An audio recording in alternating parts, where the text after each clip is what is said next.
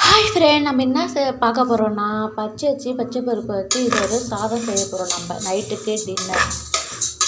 First நாங்கள் அரிசி 2 tumbler எடுத்துக்கோம். பச்சை பருப்பு 1 டம்ளர் எடுத்துக்கோம். 1க்கு 2, 2க்கு 4 டம்ளர் தண்ணி இருக்குது. இதில் பச்சை பருப்பு சேர்க்கவே கூடாது கணக்கு. இது நல்லா ஈஸியான டிஷ்ஷு. இது 5 நிமிஷத்துலேயே செஞ்சு முடிச்சிடலாம். இப்போ வறுத்து எடுத்து வச்சுட்டு தாளிச்சிட்டு இது எடுத்து அப்படியே தண்ணி ஊற்றிட்டு கொதி வந்தோடனே இதை கொட்டிட்டு விசில் விட வேண்டாம். சீக்கிரமாக ஸ்பெஷல் தொட்டுக்க துவையல் அதுவே வறுத்தாச்சு. இது ஒரு யானத்தில் மாற்றிட்டு இதிலே எண்ணெய் ஊற்றி நம்ம தாளித்து இதை கொட்டிக்கலாம். இது தாளிக்கிட்டு ஃபஸ்ட்டு எண்ணெய் ஊற்றுனதுக்கு அப்புறம் இது பெருங்காயம் நான் நுணுக்கி வச்சுருக்கேன். அதுக்கடுத்து கடுகு, உளுத்தம்பருப்பு, கருவேப்பிலை, அதுக்கடுத்து காஞ்ச மிளகா, உப்பு, அதுக்கடுத்து தண்ணி, பெருங்காயம் போட்டுடலாம். ஏன்னா ஃபஸ்ட்டு இது பொரியணும். அடுத்து கடுகு போடணும். அதுக்கப்புறம் உளுத்தம்பருப்பு. கடுகு பொரிஞ்சோடனே உளுத்தம்பருப்பு, இது கருவேப்பிலை, காஞ்ச மிளகா பொடி பொடியாக கட் பண்ணி வச்சுருக்கேன் நான்.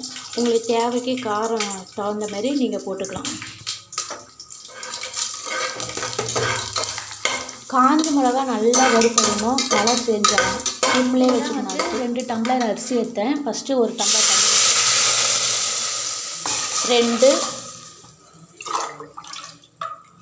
3, உப்பு 4.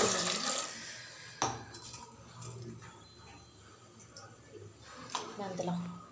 கொதிக்க ஆரம்பிச்சுட்டு இந்த டைம் அரிசி கழுவி வச்சுருக்கிற அந்த அரிசியை போட்டுடலாம். இப்போ மூடி விட்டுட்டு 3 விசில் மட்டும்தான் இருக்குது. கரெக்டாக 3 விசில் தான்.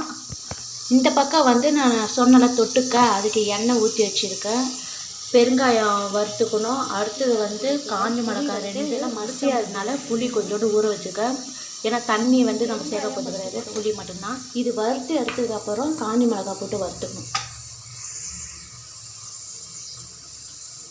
இது எடுத்து மிக்ஸி ஜார்லேயே போட்டுட்டு அடுத்து காஞ்ச மிளகாய் 2 வறுத்தாச்சு. அடுத்து உளுத்தம்பருப்பு காஞ்சிடக்கூடாது. அடுப்பு சிம்மிலே வச்சு வறுத்துக்கணும். இது வறுத்துட்டு இது மிக்ஸி ஜாரில் போட்டுக்கலாம். புளியும் இதில் ஊற்றிக்கலாம். இந்த தண்ணியே போதும். இதுக்கு உப்பு இப்போ இந்த அளவு தான் இருக்கும். கெட்டியாகும். இது ரொம்ப தண்ணியாக இருந்தால் சட்னி மாரி இருக்கும். இந்த அளவு தான் இருக்கணும். ஒரு யானத்தில் மாற்றிக்கலாம். மாற்றலாமா? மாற்றிட்டு இதுக்கு தாளிச்சிடலாம். ஏற்கனவே எண்ணெய் இது பண்ணியாச்சு. ஏன்னா உளுத்தம்பருப்பை ஏற்கனவே வறுத்தோம்லாம் அதில் நான் கொஞ்சோண்டு நிறுத்தி வச்சுட்டேன். அதுலேயே இந்த கடுகு போட்டுடலாம். கடுகு பொரிஞ்ச உடனே கருவேப்பிலை போட்டு தாளித்து கொட்டிட வேண்டாம். அதில்